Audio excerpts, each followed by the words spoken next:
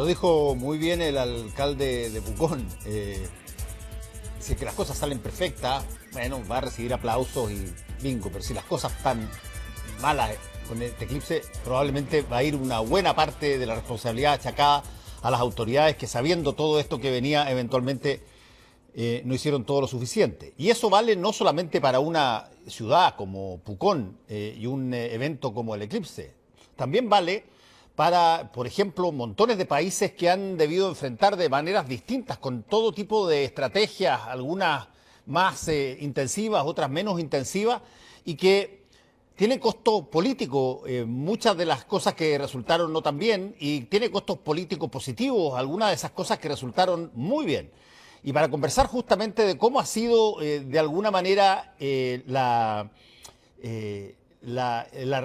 respuesta, la reacción hoy día de la ciudadanía en Europa, particularmente, a las distintas estrategias que se han implementado en cada uno de esos países para enfrentar la pandemia y cuáles son los costos políticos que están justamente sufriendo o viviendo muchos de esos gobiernos. Vamos a conversar con Paulina Astroza, de nuevo, directora del Programa de Estudios Europeos de la Universidad de Concepción. Paulina, ¿cómo estás?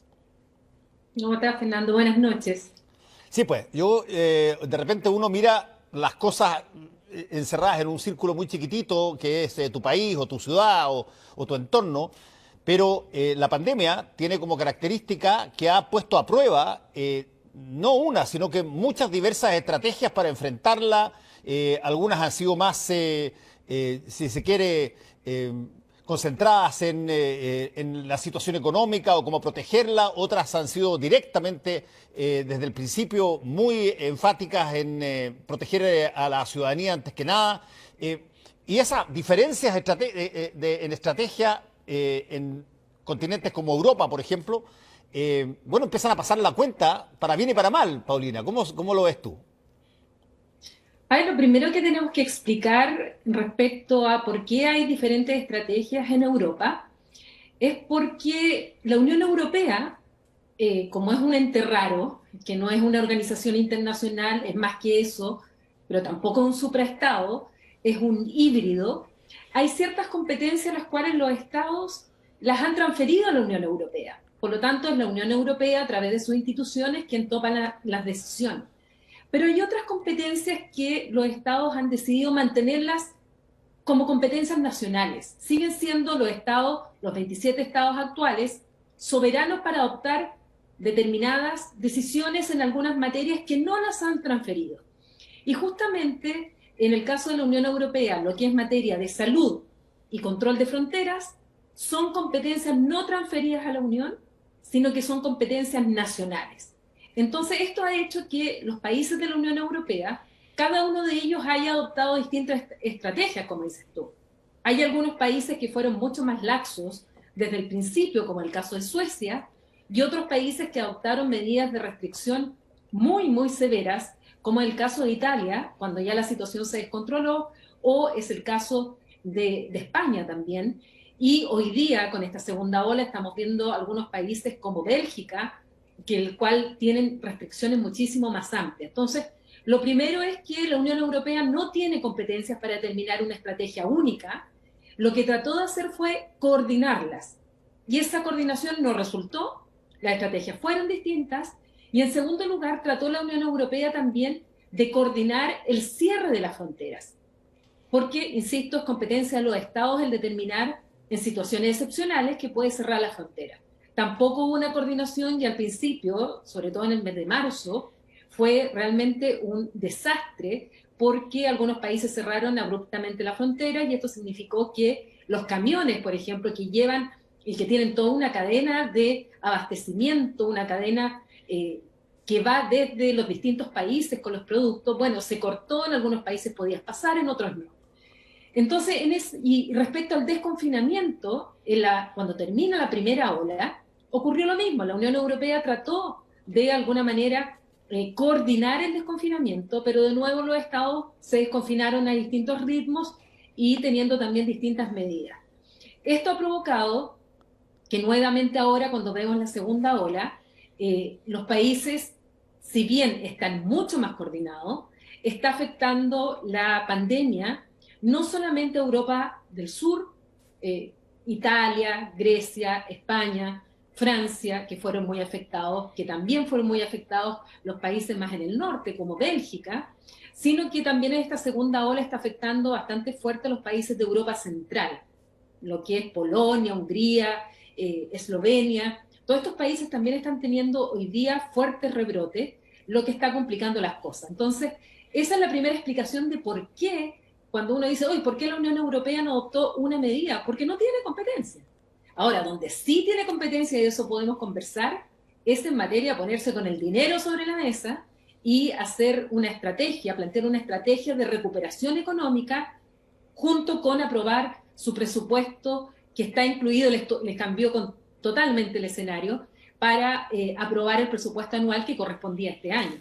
Sí, ahora, Paulina, hay cosas que son también bastante cercanas a lo que incluso ha vivido Chile, porque mientras estaba la pandemia, se estaban desencadenando en varios lugares de Europa también determinados procesos que venían de arrastre, digamos. Me acuerdo el caso de los chalecos amarillos en Francia, te acordarás tú, y que después se generó también una movilización en otros países de Europa que tenían una serie de descontentos, toda la situación que estaba muy álgida en torno a la inmigración, que no tiene que ver necesariamente con la pandemia, pero cuando la pandemia llegó, bueno, se agudizaron muchos de esos temas. El Brexit, por ejemplo, que, bueno, por estos días tiene que tomarse una decisión ya definitiva al respecto, pero habían temas pendientes que de alguna manera la forma en que se enfrentó la pandemia o la pandemia misma los afectaron ante la población. Cuéntanos un poquitito de eso. Han pasado muchas cosas, porque en varios países, justamente como tú señalas, había descontento y había ciertos movimientos bastante fuertes. Los chalecos amarillos son solo un movimiento que duró meses en contra de las políticas adoptadas por el presidente Emmanuel Macron. Y como paradoja, este movimiento parte justamente porque el gobierno francés eleva el impuesto al diésel como una medida para cumplir con los objetivos que Francia ha adoptado por el Acuerdo de París del cambio climático. Ahora, esto provocó el descontento de, sobre todo aquellos que utilizan mucho los medios de transporte y utilizan el diésel, sobre todo en los países, digamos, las zonas más periféricas a las grandes ciudades, y ahí empieza el movimiento de los chalecos amarillos, que después ya, bueno, por eso el chaleco amarillo, porque era el símbolo del transporte, lo que después ya se transforma en un movimiento de protesta social mucho más grande. Ahora, ¿qué es lo que ocurrió? Que también, efecto de la pandemia, las medidas de confinamiento, bueno, esto se aplacó y lo que está ocurriendo ahora como fenómeno en distintas partes de Europa es que están surgiendo distintos grupos que se oponen a las medidas de confinamiento. Se oponen, por un lado, porque hay algunos que estiman que estas medidas van en contra de ciertos derechos y libertades que ellos no están dispuestos a asumir, y hay otros que estiman que estas medidas le están afectando a la economía, y sin economía, sin crecimiento económico, sencillamente la situación va a empeorar.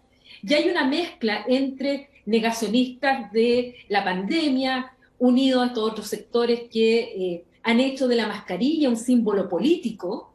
Es increíble cómo la mascarilla tiene como un símbolo político tanto en Estados Unidos como en Europa, y aquellos que niegan, que incluso se creen las teorías conspiracionistas, no quieren utilizar ni siquiera la mascarilla, no respetan las normas de confinamiento, y además se producen estos desórdenes en los cuales sectores en distintos países, en Alemania, en Francia, en Italia, en Bélgica, han protestado por las medidas de confinamiento, y lamentablemente la segunda ola está siendo peor que la primera en materia de contagios, no así en muerte, pero se han visto de nuevo obligados a tomar medidas restrictivas. Ya lo está haciendo Alemania, hoy día lo hizo el Reino Unido, que pasó también, ya no es parte de la Unión Europea, pero también vamos a hablar de ellos como parte de Europa, donde hoy día se aprobó en la Cámara de los Comunes medidas restrictivas, y sin embargo Boris Johnson tuvo a 78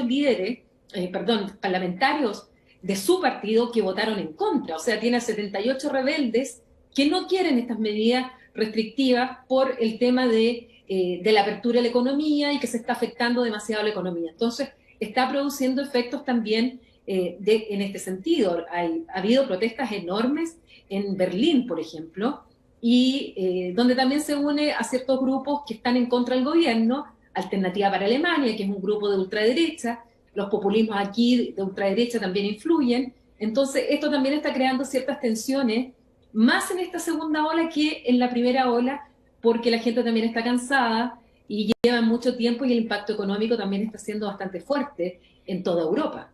Y Paulina, ¿el proceso del Brexit no tenía algunas fechas importantes a fines de este año? ¿Qué tanto se sigue aguantando de que ya no se produzca el retiro de facto ya definitivo? Está en la etapa ya última. Yo sé que varias veces hemos hablado de las fechas clave, llevamos años hablando del Brexit y siempre Sí. hay fecha clave y es el momento. Siempre se Bueno, pospone un poquito más. ¿Ah? sí, pero es que ahora ya no hay posibilidad. Bueno, la verdad es que con el Brexit nunca se sabe, porque siempre puede haber un arreglo político que finalmente alargue un poco más las fechas. Pero recordemos que el Brexit tenía dos etapas. La primera etapa era el divorcio. Y ese fue el acuerdo de salida que costó tanto negociar que incluso involucró la caída del gobierno de Theresa May cuando asume Boris Johnson. Y Boris Johnson llama a elección anticipada, incluso gana la mayoría en la Cámara de los Comunes y él hasta el día de hoy tiene esta mayoría. Y empieza a terminar de negociar el acuerdo de salida con la Unión Europea. Finalmente este acuerdo llega y se produce la salida del Reino Unido, la salida política del Reino Unido, el 31 de enero de este año, cuando ya se aprueba, se pasa por todas las etapas y a partir del 1 de febrero el Reino Unido dejó de ser parte oficialmente de la Unión Europea. Ya no pertenecen, sus 73 europarlamentarios abandonaron el hemiciclo, el Europarlamento en Bruselas. Tuve la oportunidad de presenciar aquella ceremonia porque yo estaba en Bruselas y estuve en ese día en la votación. Y además dejaron de pertenecer a todas las instituciones de la Unión Europea. Pero el acuerdo de salida establecía que durante este año se iba a aplicar toda la legislación europea al Reino Unido. Por lo tanto, los británicos durante todo este año todavía no se dan cuenta de lo que es el Brexit, porque todavía se aplica la legislación como si estuvieran dentro de la Unión Europea. Pero en este año tenían que negociar ahora las relaciones futuras. Y esas relaciones futuras tienen como plazo el 31 de diciembre de este año. Tenían la posibilidad de prorrogarlo, pero para pedir la prórroga había que hacerlo en julio y Boris Johnson no quiso pedir prórroga.